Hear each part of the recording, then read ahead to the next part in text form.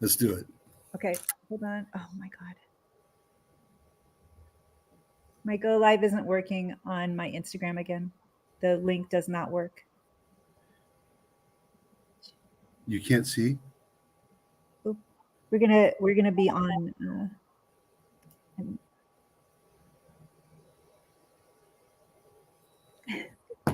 Hello. Hello. Welcome to Travel Talk Tuesday. Today we are going to be talking Iceland. We'll do a little blah, blah, blah about Iceland. I'm ready for it. So I'm Lainey Melnick with Dream Vacations, and I am here with the travel expert from all over the world, tour operator, CharlieTheTraveler. Hi.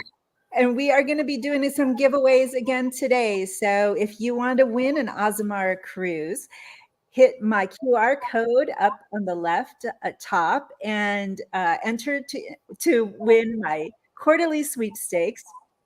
This quarter, it is an Azamara cruise. And Charlie, you can actually submit your own and win.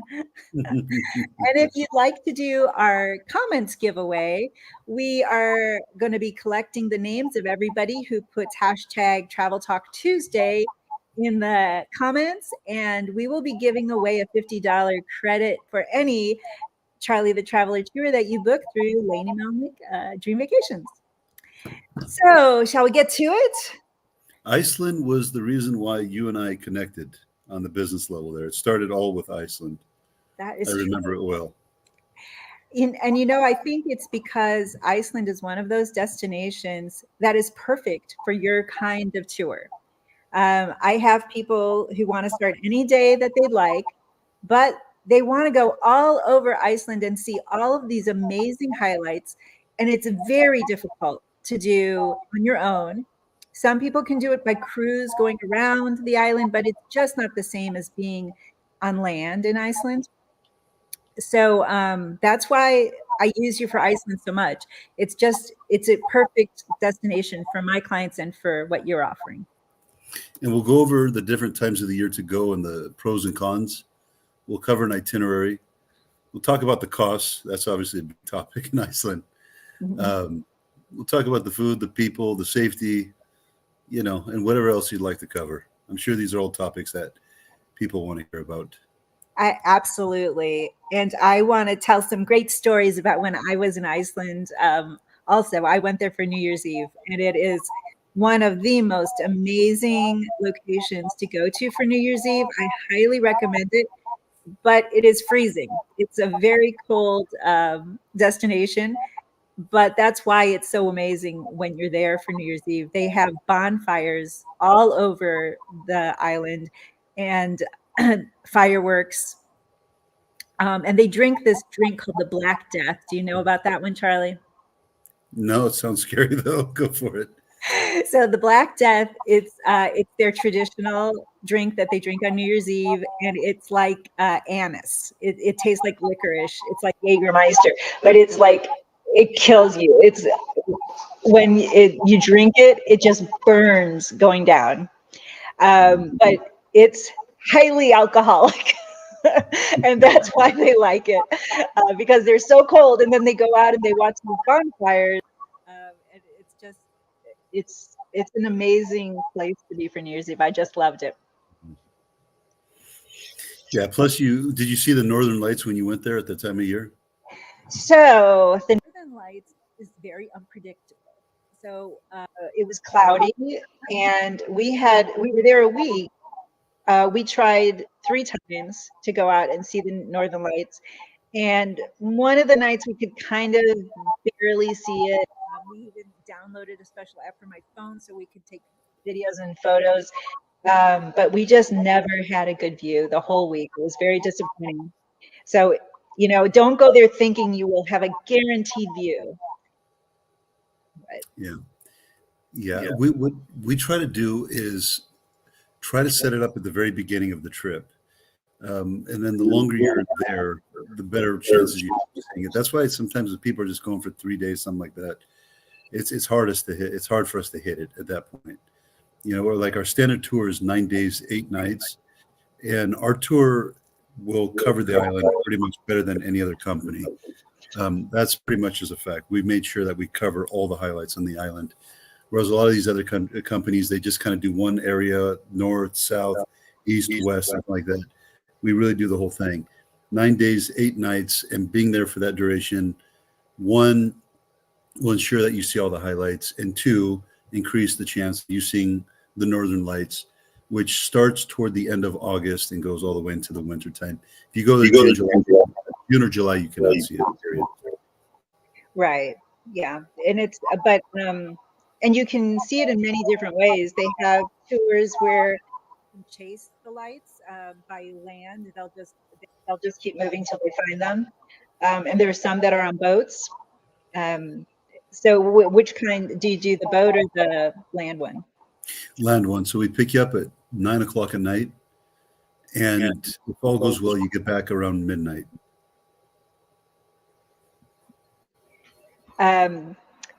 Let's see. There was something else I was going to tell you about what I loved in Iceland. So the Blue Lagoon, of course, is the famous place to go for the spa and the hot spring.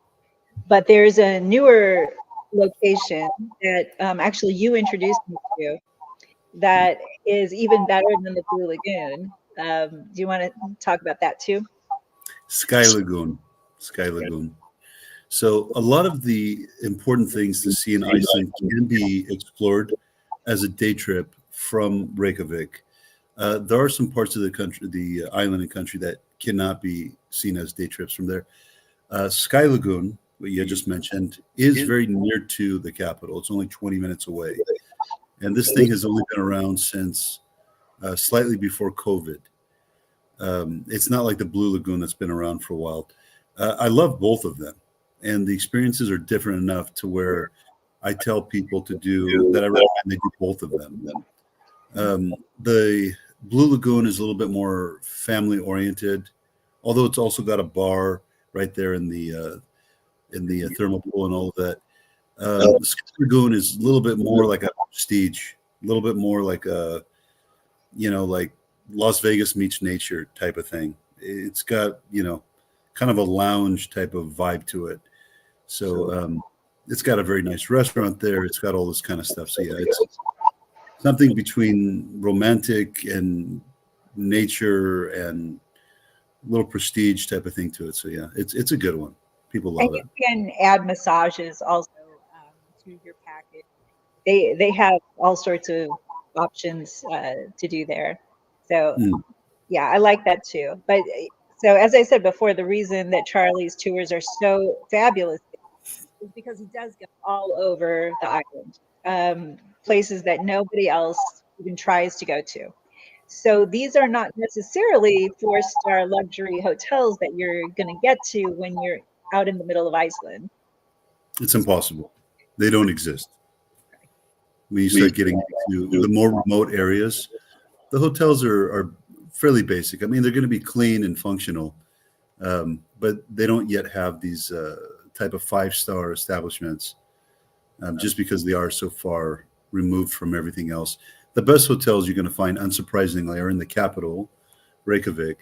Up north in Akiri, there are about 2 good hotels over there. When there's no availability at those 2 hotels, it becomes a little bit stressful because it is a village. I mean, that's what it is. But it's also one of the most popular places to go in Iceland because it's used as a base from which to make a couple of day trips. One is to these waterfalls. There's a whole series of waterfalls and lakes. And this other one is to a caldera. So what we typically do in the summertime, when people arrive, almost all Americans are going to be arriving very early in the morning, 6, 7 o'clock, something like that. So what we do in the summer season is relocate them from the international airport to the domestic one. In a country that small, why they have 2 airports, I don't know, but they do. International and domestic. And then we will fly them up north to Akiri. And the day that they arrive, we'll do like some whale watching. The next day, we do that day trip where you explore these different waterfalls. The best waterfalls are up there. In the lakes and all of that is up there. And then on the next day trip, we show you Aska Caldera, ASKJA caldera. That is one of the coolest things for me to see in Iceland. Unfortunately, that is very seasonal. In the wintertime, they can't do it because it's a deep drive. You need a special car to get into there. It's like a monster truck type of vehicle that you need to get into there. And once the snow gets in, forget it. It's too hard. It'll take days for them to get through the snow to actually get to this. But in the summer season, it's a long day. It starts very early in the morning, like 8 o'clock. You get back around 5, something like that. But if you're visiting that time of the year, June or July, again, you're not going to see the Northern Lights. But on the flip side of it, you're seeing that caldera, which in my mind is one of the prettiest attractions in the country. Well, and not only the caldera, but they have a live volcano that you can see, the lava flow. Or is that not happening anymore? We lost reception. Oh, I'm sorry. The live volcano is still live, where you can see the lava flow. That one is closer to Reykjavik. So that's why in the summer season, we go up north, see the caldera and the waterfalls, then relocate back to the capital, see some stuff there. In winter season, we just make a flight day trip up north, come back down. That lava flow that you're talking about, obviously it's not going on every day year round, but when you do see it, you see it as a day trip from Reykjavik. Oh, okay. I thought it was further than that. Not that far. Really, not that far at all. Yeah. And remember, there's different areas, but if you're referring to like the most famous one, that one's not that far from Reykjavik at all. Yeah, that's one of the big requests I get, is that people want to see the volcano. Everybody loves Reykjavik, of course, and there are some highlights in Reykjavik, like just going and getting a street hot dog is one of the classic things to do in Reykjavik for some odd reason. And we did it. It was an interesting hot dog, a little different. And they have other strange food there. Do you want to talk about their food a little bit? We can. Just one note about that volcano you're talking about. It's in the Reykjavik Peninsula area. That's where that is. So when you see it, that's the same day that we take people to the Blue Lagoon. So we take them to that volcano you're talking about. There's a bunch of other volcanoes and lakes we'll take them to in that day. And the day kind of ends with the Blue Lagoon. So, yeah, that's kind of how we do that one. The food, when you go, it's not going to be cheap. That's for sure. Right. But they do have very nice like restaurants out there.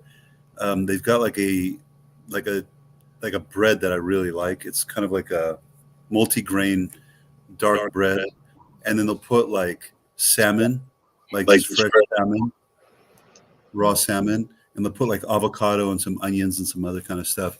So I like that kind of stuff. And if you want something fancier, the Sky Lagoon is the best place to eat. I mean, because you've got a one-stop shop for everything there, whether you want to go bathing in the natural pools or you want to go for a massage, or you want to have like a fine dining experience with your other travel companions.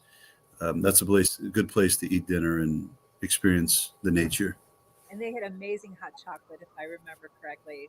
That was just to die for. I think we had that at there was a 360 view restaurant at the museum, I think, that we went to. That was, the hot chocolate was just amazing.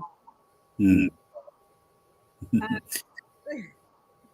I got off track of food. I always go to food because I'm a foodie traveler.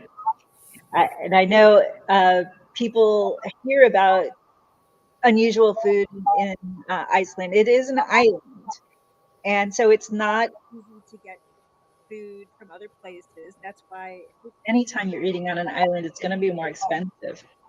And the other thing about Iceland is that the people all kind of originate from the Vikings. So they are big people. They're all very tall, large people who live there.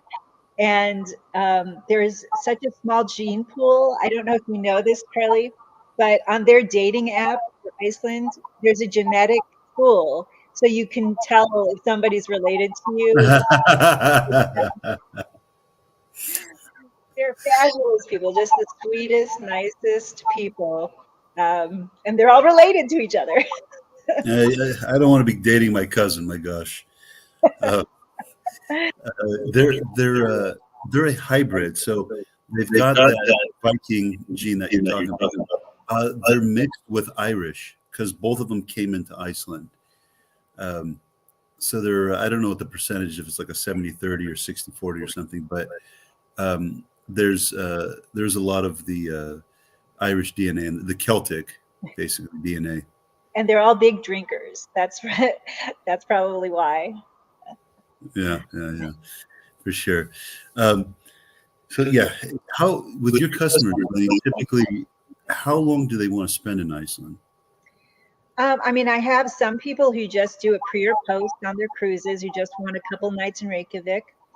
And then I have the others who we've worked with together, the people who want to see everything. They want to see over the island as much as possible. Can be up to 12 days, up to 14 days. Depends on what we can fill it with. Yeah, that's exactly what we do. So like the 9 days will keep you busy every single day. You'll cover all the highlights, but some people have more time than 9. And then they'll ask us to basically either pause the tour and give them a free day to do nothing, or they'll ask us to simply slow it down. So let's say we're taking you on 2 different tours in one day.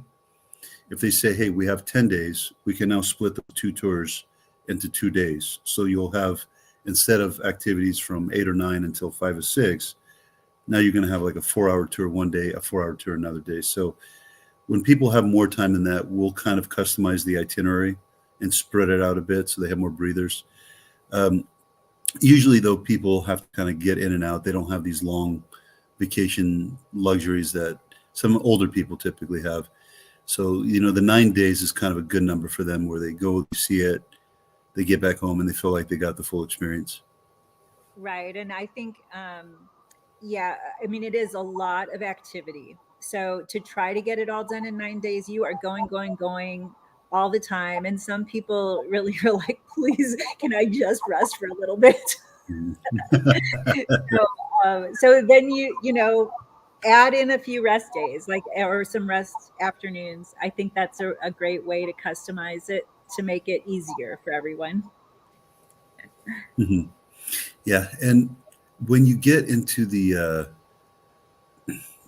so sometimes people, they'll want to even just go from Reykjavik and make just a few day trips from there and not really explore the whole island. And, we do that as well.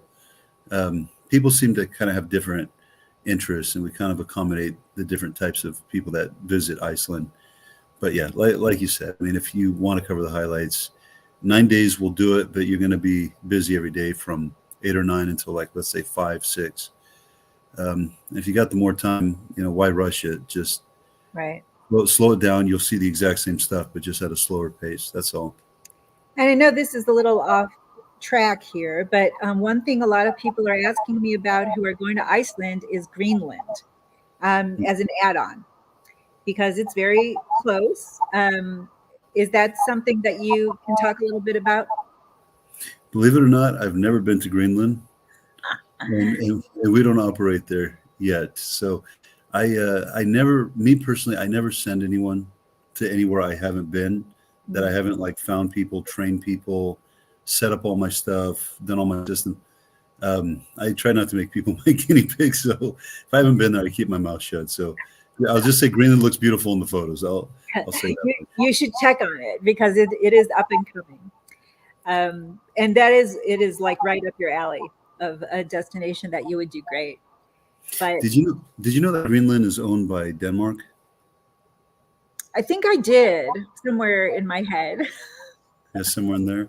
Yeah, it's what's kind of crazy is I don't want to digress too much, but so remember that the Mongoloid people, they went across the Bering Strait, into like the north, like Canada area, and that's where you have like those Eskimos. They have the same kind of look as like people you'd see from Mongolia. They went all the way to Greenland, and they stopped there. They like stopped there. So although Greenland and Iceland are not that far from each other, there's a huge split in like one part had that Asian gene and the other one has like a Caucasian gene, and they never touched each other or anything. That was the dividing line in the world. Yeah, it is different culturally for sure. Interesting. Yeah. And did you know that in Iceland they also have those plate tectonics that that you can go snorkeling or scuba diving? Yes. And yeah, you have to wear special gear like a dry suit. And it's still cold. I mean, it's the suit will help, but it's not going to solve the problem altogether. Yeah, I can't do it. You can't do that. No, I mean it's just so cold. Even if you have your whole head covering, but it's so cool, and I wish I had the bravery to do it. So that is like an optional add-on. We usually try to put the whole thing so people don't have to think too much. But things like what I had just mentioned, that's not going to be for everybody. A lot of people are going to be like, it's too cold, it's too this. So, something like that, we know that not everybody's going to do it. And we offer it as an option. But again, that one, like some of these other places we talked about, are excursions from Reykjavik. They're very easy to reach. So we'll take you to that area regardless. However, some people will just see it, leave. Others will see it, go scuba diving, actually see the plate tectonics split under the water, and continue with the tour. And would you say that it's a fairly strenuous tour with hiking, walking on glaciers? I mean, how strenuous do you think it is? I wouldn't say like specific to my company, because some of the tours that we operate are very relaxing, but it's not because I'm relaxing or a company policy is relaxing. The destination itself is more relaxing. Iceland is best suited for those who like outdoor activities.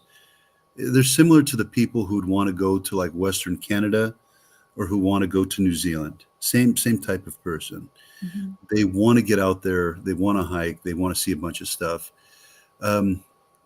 Most of the hikes are not that bad in Iceland, except for the Þórsmorg Valley. That one's more involved. So there are a couple of exceptions, but yeah, it's not that the hikes it's so steep or something like that, because it's relatively flat in Iceland. But it's just the duration of it. There's a lot of ground that you cover. So what would you say are the best months if you want as temperate as possible? Like the warmest months? Yeah. Yeah. June, July, August. I mean, probably July. July, August. Now, I was there in July. I was still freezing my tush, I'll be honest with you. But it is one of those places where the weather changes so much. So that's why we bring many layers of clothing. And you're constantly putting them on and taking them off, just as the weather changes. So it can get pretty hot, and then it'll get really cold and this sort of thing. We also recommend, even in the summer months, to use a full body suit for rain cover, because it's going to rain. I don't care when it's going to get wet. So for you to have that with you, or pretty much to be wearing it every day, actually. So anytime it's raining, it's like you've protected your body, and you protected your clothes and everything. So yeah, that's something that people will know. If they want to just dress to impress all day long in style and profile, it's not going to happen, because you're going to be in a raincoat for most of the time. It's not that kind of destination. So it's the kind of destination like Antarctica, where you are going to be in a cold environment. You need to dress for warmth, dress for action, activity, but be what's the word? Like, don't be concerned about how you look. It's like boat hair don't care. Like, you just get the right clothes, layer, lightweight, waterproof, very important. Indeed. That's the easiest way to put it, for sure. Um, the other one is the Golden Circle. We didn't talk about that much yet, but the Golden Circle is the most well-known day trip from Reykjavik. And when people don't have a lot of time or a lot of money, that's typically the one they do. And that's when they have like these geysers that are just spraying out, and they've got these like national parks and stuff. That's like a full day tour. So if you really can do nothing other than just one thing in Iceland, that's relatively simple, it would be that one, that Golden Circle. If you have a little bit more time and you want to explore the country more extensively, that's where they kind of take off and they go to the southeast corner of the country. So a lot of these like really beautiful things that people have seen on the internet comes from over there. So those like icebergs basically that are like on the sand, you know, or the black sand beach, or the area where you see like people in boats going up to these icebergs, all that kind of stuff. You're not going to be able to do it as a day trip from Reykjavik. You're going to need to leave Reykjavik for at least one night, get deep into there, see it, which we obviously provide this to our customers. You sleep in a remote area for a night and then you come back. Yeah, and we work together to make sure that on some of these remote areas, they will need a domestic flight to and from instead of trying to drive. It's just impossible to drive to some of these areas. And the flights are easy, no problem. And Charlie helps coordinate everything from start to finish. So it's all set. Yeah, they don't really have to think much about it because we arrange the whole thing. So they receive what's called an itinerary letter, and it'll literally just tell them every day, please be in the lobby at this time. So-and-so should be ready there for you. His WhatsApp number is this. We're taking you to 1, 2, 3. Please bring A, B, and C. Lunch is at 12 p.m. We get you back at 5:30 p.m. You have the rest of the evening to yourself. So they don't have to sit here and worry about the domestic flights or any of the other logistics. I mean, they just show up to the airport and they can shut off their brain from there and just enjoy the journey. And let's see, what else haven't we talked about yet? Well, Money. Wait, before we get to money, let me just do a little plug. So again, I'm Lainey Melnick with Dream Vacations. I book all sorts of travel, land and sea. Charlie is one of my fabulous supplier partners who I use for tours all over the world. And we are giving away this quarter an Asmara cruise. So if you hit my QR code up there, and please go to my link for the quarterly contest, enter to win. Somebody is going to win that Asmara cruise. It can be any of you. So please enter. And we're also going to do a giveaway for our listeners. So if you put hashtag CharlieTheTraveler in the comments, you know what? I think I'm going to even open this up to those people who listen after this is over. A lot of people are listening in to the recordings on YouTube or on Facebook or other areas.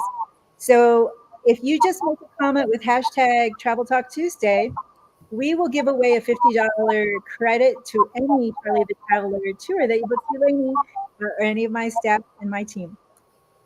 So now, let's talk money. Yeah, and when we talk money, we mean expense. Iceland, we want people to know what they're getting themselves into. The country itself is just expensive. Hotels are relatively expensive. I mean, I'm from California. I would say hotel prices are pretty similar to here. The food prices are a little bit more. So to get even like they have these little kebab places all over Europe. So if you're on the mainland of Europe, you'll get one of those kebabs for like 7 or 8 euros. In Iceland, that same thing is going to cost like 22 euros, something like that. Yeah. So you're going to easily spend $100 for dinner, and that's without fine dining, wine, and all this kind of stuff. But to just go to a nice enough place and have a like a proper dinner, yeah, you could easily spend $100 on it. Yeah, and if any of you have gone to my YouTube channel, you can get to it from my QR code as well. I have my Iceland video for our New Year's Eve in Iceland there, and I talk, I show you my bills everywhere. So you can see how much I paid for everything and take you through the whole process. I would really recommend it if you're going to think about going to Iceland or anywhere. Please watch my channel. I almost got 2 million viewers now, so I'm very excited. Things are going well there. But so let's talk about your tour in general. How much would it cost for one of my clients to do a 9-day tour with you? So based on two people sharing a room, in other words, like, let's say two buddies go to Iceland together and they want to share the room, or it's a husband and wife, per person, it's $4,142 US. And that's for the 9 days. It includes all the lodging, all the entry fees, the tour guides, the domestic flights, the ground transportation. It also includes the breakfast at the hotels. For those who need to be a little bit more on a budget, we also offer the package without the lodging. When people want to kind of just stay at like these very simple 3-star establishments, we respect that, but we don't like to book those ourselves. So for those who want the package without the lodging, it is, let me see here, $3,096. So, and a lot of my clients don't want to go to the 3 stars. They want 5-star. They want to be in a suite. They want the ultra luxury treatment. And so a lot of those times I do book the lodging too and use Charlie for the tours. But we can customize anything you need. You can leave any day you want to, because that's really Charlie's work. Is you can leave at leisure, and the tours kind of rotate. So you might not be with the same people every day like you do on a normal tour that's a guided tour. So you may mix up the people that you're with to the waterfall different from the people you're with to the Blue Lagoon. Correct? Mm-hmm. But you're always going to be with other travelers unless you specifically request for a private tour. Something you had mentioned with the hotels. I mean, there's the traditional hotels that we've all stayed at, but they've also got in Iceland those special hotels, right? The ones that have the like the clear glass dome where you sleep in the nighttime and then you look straight up, you see the northern lights. It should come as to no one's surprise that those are very expensive. So when people ask us to stay at those, I just let them know what they're getting themselves into. And every now and then you got really, really rich customers who say, no, I just want to stay there the whole time. Others will say, just give me a night over there type of thing. And a lot of people just say, it's okay. I'd rather spend my money elsewhere. So we accommodate all types of people. Well, we influencers really like that dome with the northern lights above you. It's pretty awesome. Worth every penny. Yeah, of course. As long as the person can afford it, then of course it is a wonderful experience. So let me just do one little plug here. It looks like we have some people who had put the hashtag Travel Talk Tuesday in the comments. Thank you so much. You will be entered to win a $50 credit towards any Charlie the Traveler tour booked through my agency, Dream Vacations, Lainey, Melnick and Associates. I'm in the Westlake area of Austin, Texas, but I book people all over the world. And if you hit my QR code here, enter to win my quarterly sweepstakes for the Azamara luxury cruise we're giving away this quarter. It is an amazing cruise. They do country-specific cruises for Italy, for Greece. They go all over. It's a beautiful cruise. And I book everything, land and sea. So I'm not just land or just sea, but whatever you need booked, you can come through. What'd you think of the people in Iceland, Lainey? Oh my gosh, they were so nice. Everybody is just the friendliest. And I think it has to do with living in a cold environment like that you're just so warm and welcoming. And they're so grateful for tourism. If you look at the those World Happiness Index, Iceland is always like the top three. Denmark, Sweden, Finland, all this stuff. Yeah. They're ranked as some of the happiest people on Earth by these international polls, and every single year they're right up there. I think it's all the Black Death they drink. And what about safety? What did you think of the safety in Iceland? You ever think there's? I never worried anywhere. And we were walking at, the middle of the night to go to these bonfires. I brought my whole family, my 4 kids and my 2 grandkids. And we were out in the middle of nowhere at these bonfires. And I never worried for 1 minute about safety. No problem at all with theft. I don't know. Have you heard of any issues with safety there? No, I mean, even thinking about it, we just kind of laugh about it. Like, there's nothing. I mean, sure, anything can happen anywhere, so you always want to exercise precaution. But there's really nothing, not much to talk about over there. Although I'll tell you a real quick one. So there was somebody I was doing business with out in Iceland, and he was a shorter, smaller guy. And he and I got back, he dropped me off at my hotel, and there was an older man who was like waiting for him. And it turned out that the older man felt that this guy who I had met, who was trying to do business with me, the older man felt that he had owed him money. So like I could tell the guy was upset, and I had said to him, like, do you want my help on this one? And he said, no, I got this thing. I said, are you sure? He says, yeah. And this guy was right by the door. And we had that monster truck that we were in. And so this guy walked up to the monster truck, and he had his window down as he's talking at me. He's like, I got this thing. I said, you sure? So the guy literally took his hand through the window that was open. He grabbed him and took him out. And he took him out. And, I came down there real quickly, and I separated them, and I kind of got the one guy who wanted to beat him up, and I got him down with one knee in my arm, and I just like, but even when the cops came, we all laughed about it, because like there's like that's going to be breaking news over there, because that is like probably the most exciting thing that's happened in the last 30 years. So, well, they are Vikings. I'm telling you, they're not, these little people.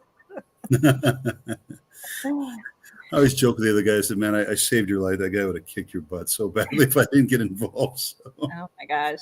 But I have a client who's 6'7", and I sent him there, and he's like, oh my God, my people. Like he finally felt at home. Yeah. People, they feel welcome there for sure. And I've never really heard anybody like leave Iceland and say, I didn't enjoy this place. Everybody likes it because the nature is very distinct over there. It's not something you can just see anywhere. It's a very distinct landscape.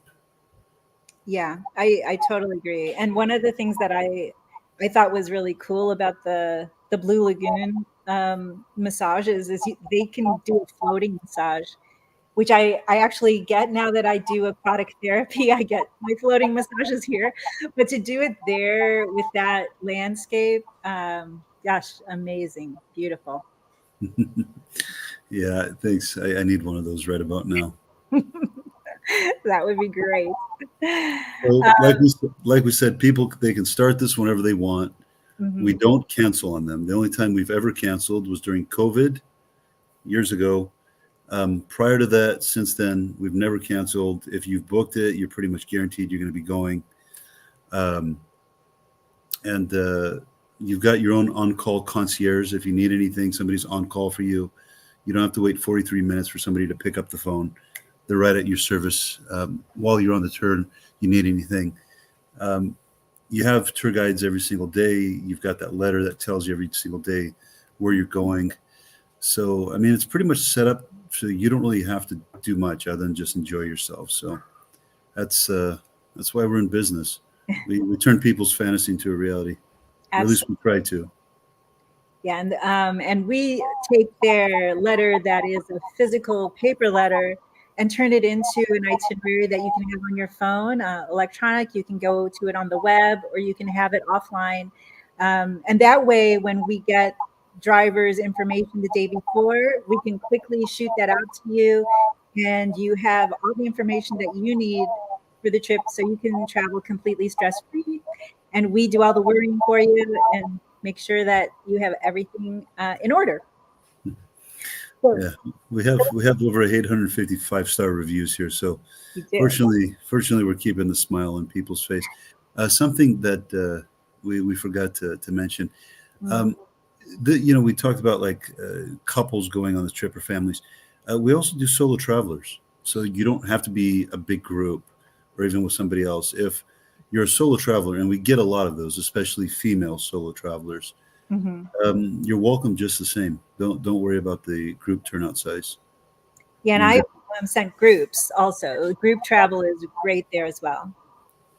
Yeah, of course. I mean, we like both, but sometimes solo travelers will assume, well, I don't have somebody else, so I shouldn't try to go. But it's not the case. Even if you're one of those that just is traveling by yourself, Lainey and myself will give you what you want just the same way we would a big group of 20 people.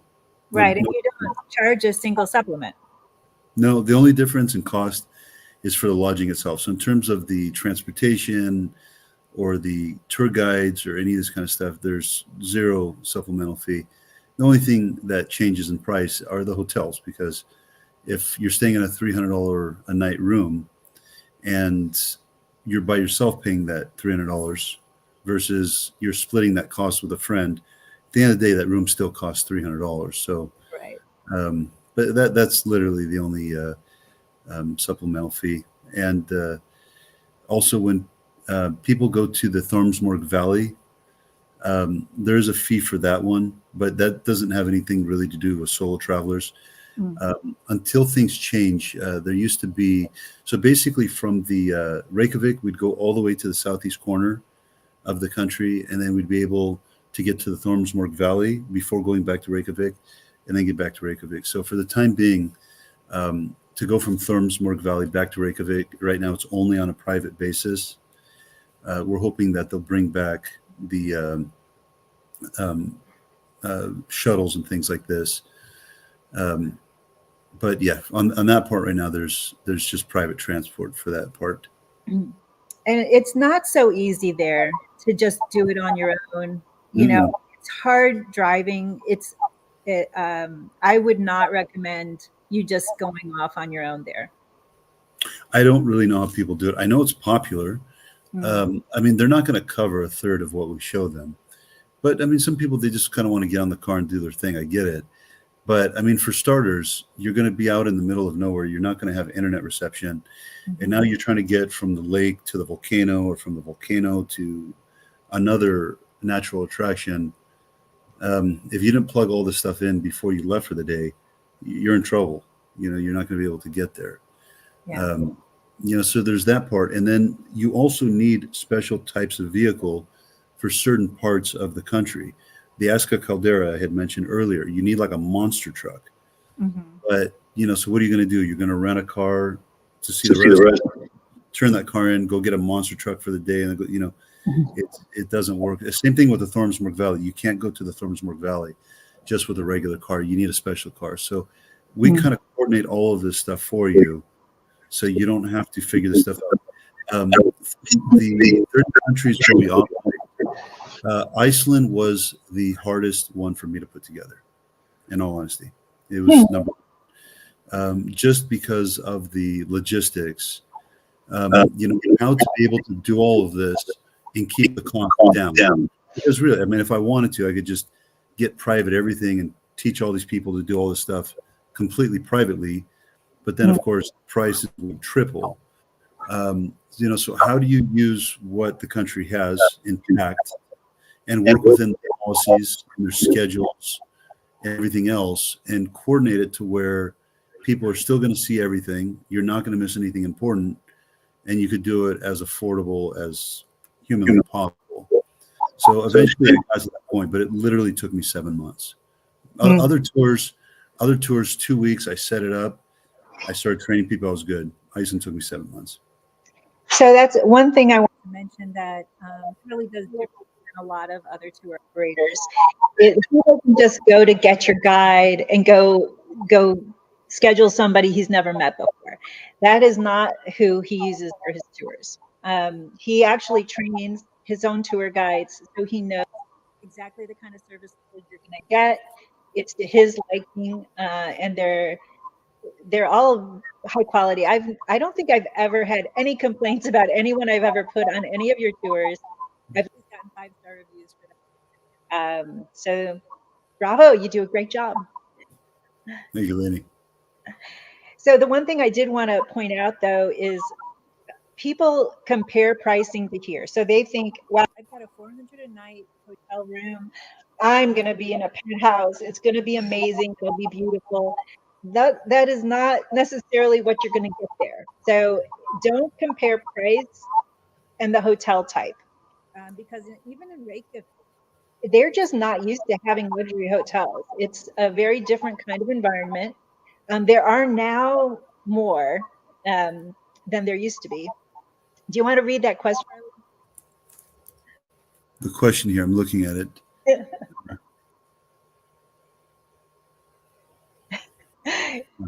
Do I need to put my glasses on? I don't know what I do with my glasses. Oh, wait, here. Oh, very interesting. Thank you. Thanks, Natalie. Okay. So let me give you one more plug for the QR code. So go ahead and hit the QR code, follow me everywhere, especially go to my YouTube channel where this video is going to be recorded after the live. And enter to win our Ozamar cruise for our quarterly contest. Also put hashtag Travel Talk Tuesday in your comments. I'm going to go through whether they are live or after, and we will award you a $50 credit towards any Charlie the Traveler tour that you book through. We should decide what we're going to do. Oh, next week I'm going to be in Boston. So we're not doing it next week. Yeah, next week we're going to take a break. But then the week after, I was thinking about the Philippines. What do you think of that?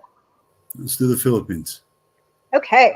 I'm very excited about the Philippines. I love it. I'm a diver. I used to be a diver.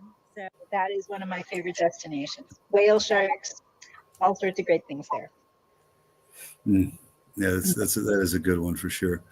I got to figure out how to get as many likes as you do. I posted a photo of myself. You need to dye your hair blonde. So I had a photo. It's funny. I had a photo of me swimming with whale sharks in the Philippines, and I got like 12 likes, from a few ex-girlfriends and my mother, basically. Okay. And then like somebody else, a girl will take a photo of her like left foot, have like 3,000 likes. And I'm just like, I give up. I give up. Those are foot people. They're a totally different breed. I wonder if you put your foot in your photo, if that would have mattered. I don't know. I know. I just want to take here's my 12-inch foot here, and just hopefully this will excite you more than me swimming with whale sharks in the Philippines.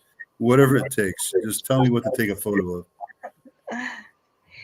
So, do you want to do a giveaway? Should we give away one of our $50 credits? Sure. All right. My sidekick Alex. It looks like Jim is the winner. Jim, I'm not sure what platform you're listening on, but we will figure that out afterwards. And I will message you, or my sidekick Alex will message you all the information about how to get your $50 credit. Congratulations, our first winner.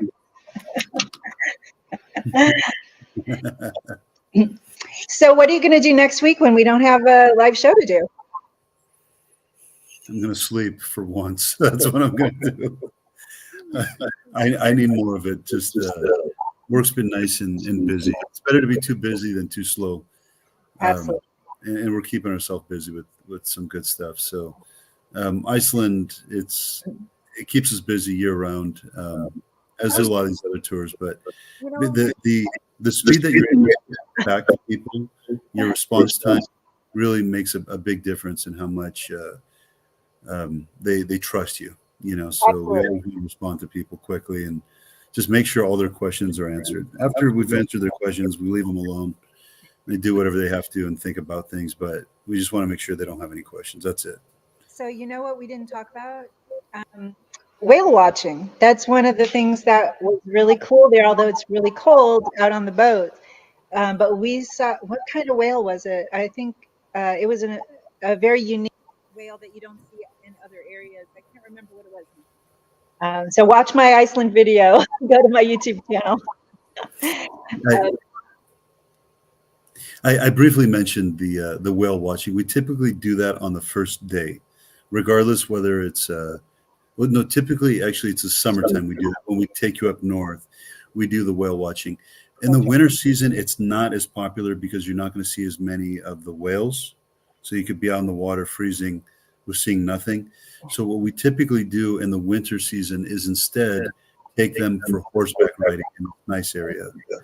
So it's a very unique thing to be actually doing in the wintertime, to go horseback riding. But yeah, horseback in the winter, summer, whale watching. And that's, again, the day that you arrive, day one in Iceland. I remember that. Yeah, that's awesome. And you're very tired. You're not going to get there at 5 a.m. and be chipper. You'll be tired. So it's a nice, relaxing first day activity. When I went there, I brought a group with me, and there was one girl younger than the rest of us, probably higher IQ than the rest of us, because she knew exactly where to stand the whole time without getting the drift and just freezing. So I don't know how she did it. She just knew the perfect spot the whole time, where to stand on the boat, to enjoy the experience and not feel the breeze. The rest of us, and we were like tired as well. So we were tired and we're just freezing. But just make sure you learn exactly where to stand on that boat. If you find the right spot, you'll have a great time. But if you're like the rest of us who don't know what the heck we're doing, especially being from California, we're not used to that kind of weather. You're going to get a little bit cold. So make sure you find that spot on the boat and take it before somebody else does. They actually gave us jumpsuits, big, huge jumpsuits to get into with hats, with hoods. And I can't remember if they were rubber or what they were made of, but because we were there for New Year's Eve, it was freezing. So they don't let you to go out on the deck without being completely covered. And it was great. Those were great little suits. They helped, didn't they? But I think staying inside was the key. Like, go inside the boat until they say, oh, there's something to look at. Yeah, pretty much. All right. Well, we're just about to the end. Do you have any last minute tips about Iceland? Or anything? Airfare is relatively affordable. And more cities you can fly directly into Iceland from in the United States. So even like Denver, for example, they never had that. And then they added Denver. So there's a lot of direct flights into and out of Iceland. You're always going to be flying into and out of Reykjavik. That's going to be the one and only international airport there. That's one good thing. So once you're actually there, the food and things like that are more expensive, but at least to get there, it's a lot more affordable than going to many other destinations. And something Iceland Air does, actually, I'm not sure that they're still doing it. They used to do it. They had a free stopover deal. So if you wanted to stop over on the way to Europe into Iceland, you could do that for no extra charge. So that was when they were really trying to build Reykjavik as a destination, because nobody knew what it was just a few years ago, and it really has boomed. It's YouTube and Instagram, but especially the YouTube. They have put these places on the map for sure, because back in the day, remember, the governments would just go and promote their own countries. Nobody would take it seriously. It's like somebody's mother trying to say, hey, my son's a good catch. You should give him the time of day. Well, it's your mother. Of course you're going to say that, right? Nobody's going to, no, your mother's going to say, run away from my son. It doesn't work that way. So when you have these independent YouTubers who've never been, who have no like attachment to the country, and they're just a tourist or traveler, they're just like you and I would be, and they go and vouch for it, and then they actually show footage of all these beautiful places. All of a sudden, they have gained so much popularity because these YouTubers got 1 million of followers and they're vouching for these places. And now there's this Instagram worthy spot that everybody wants to take that photo at, and the one girl does it and then the next girl follows her. And it's a domino effect that really helps out the country. But yeah, you're right. I mean, years ago, if you said I'm going to Iceland on my vacation, they would look at you like, what? Yeah, What? exactly. Huh? Why aren't you working on your bikini in Greece or something? You can't do that in Iceland, and then of course they see the footage and everything, like, oh my God, that offers a whole different thing. So, it wouldn't surprise me if Greenland becomes the next Iceland. Although the population is 10 times smaller in Greenland, and the country is 5 times bigger, 10 times bigger, whatever. Yeah, it's more complicated too. You'd have a complicated time trying to do a tour there because you're like on 2 different areas where you can't like just go between. You have to boat around. I don't know. I'd be very curious to see your Greenland itinerary. So please, please create one for me. I bet you you talked about the I don't know what was it, the DNA. You see if they have where is this, on the dating apps or on what? On their dating app in Iceland. Yeah. I can't imagine what the dating apps would look like in Greenland. There's only like 50,000 people there. So yeah, it's got to be the same. I mean, there's 50,000. So at some point, you're going to be see your sister, or your aunt on that thing, like, and it's like, God, first world problems, I guess. Yeah, we don't have that problem, so we're good. All right. Well, it's been a great talk here about Iceland today. Thanks for joining us. Thanks so much for watching. Please comment, like, share, tell all your friends to watch on Tuesdays. We're going to take next Tuesday off, and then the next Tuesday, we're going to talk Philippines. So please join us. Lainey, before we wrap up here, are there any questions that anybody had that we didn't answer? Or we answered everybody's questions? I didn't see anything come in, and I don't think so. Okay, a we're good. lot of the comments come after the fact, so just keep your eye on all of the streams, YouTube and Facebook especially. I, again, couldn't figure out how to get Instagram to start. So I don't know if you guys got it starting, but mine did not work. So we're going to try to figure it out. Oh, I think Alex says it did work. Or no, it didn't work.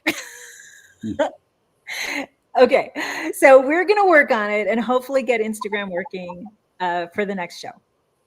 Cool. So thank you so much, and be sure to hit my QR code, enter to win our Azamara quarterly sweepstakes for the Azamara cruise. And in your comments, put Travel Talk Tuesday, hashtag Travel Talk Tuesday, and we will pick some winners for a $50 credit towards any Charlie the Traveler tour that you book through my agency. So thanks so much for watching. We'll talk to you in a couple of weeks. Bye, Charlie. Thanks so much. Thank you.